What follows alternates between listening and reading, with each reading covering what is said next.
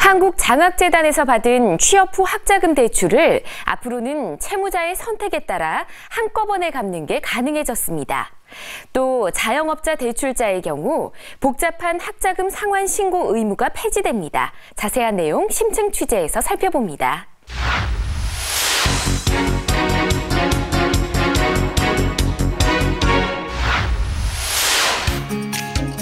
지난달 29일 취업 후 학자금 상환 특별법 일부 개정안이 국회 본회의를 통과했습니다.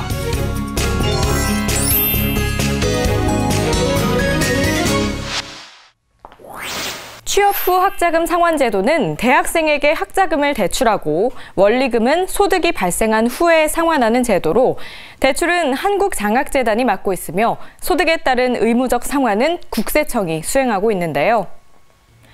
국세청은 상환관리 업무를 집행하는 과정에서 알게 된 채무자들의 고충을 해결하고 상환 편의를 제공하기 위해 취업 후 학자금 상환 특별법을 개정했습니다.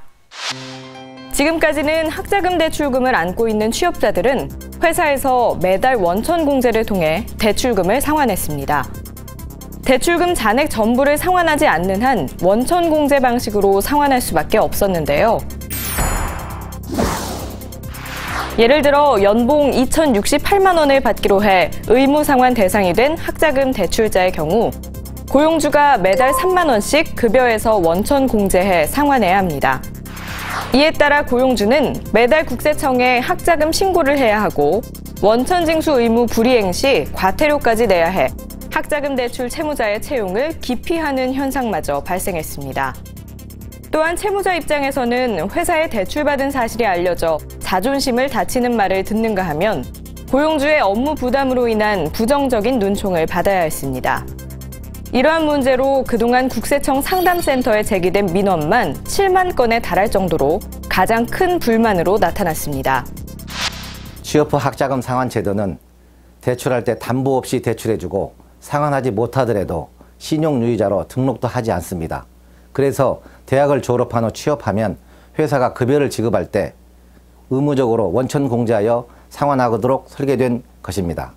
회사가 원천 공제에 상환하다 보니 채무자의 대출 경력이 회사에 고스란히 노출되는 문제가 발생하였고 소규모 업체인 경우에는 매월 원천 공제에 상환하는 회사의 업무 부담도 만만치 않았습니다.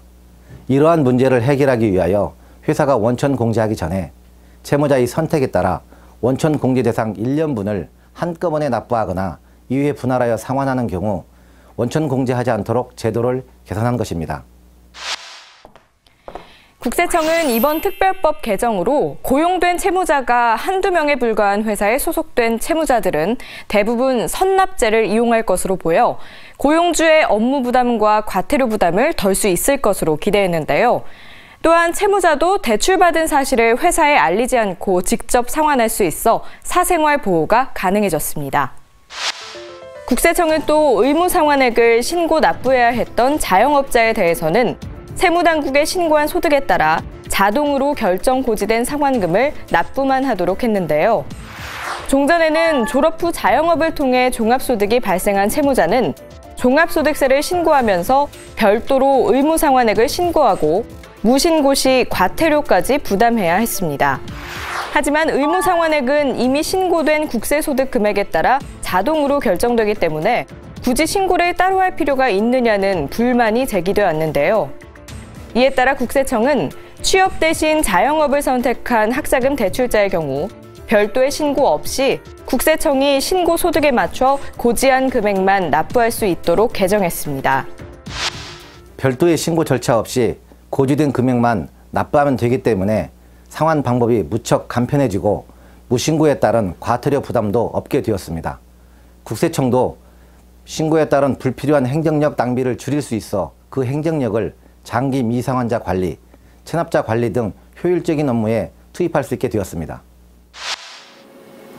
국세청은 이에 따라 매년 5월 신고 안내에 따른 불필요한 행정력 낭비 대신 상환 서비스를 향상하고 장기 미상환자와 체납자 관리에 집중할 수 있을 것으로 기대하고 있는데요. 앞으로도 국세청이 납세자들의 고충을 해결하고 상환 편의에 힘써주기를 기대하겠습니다.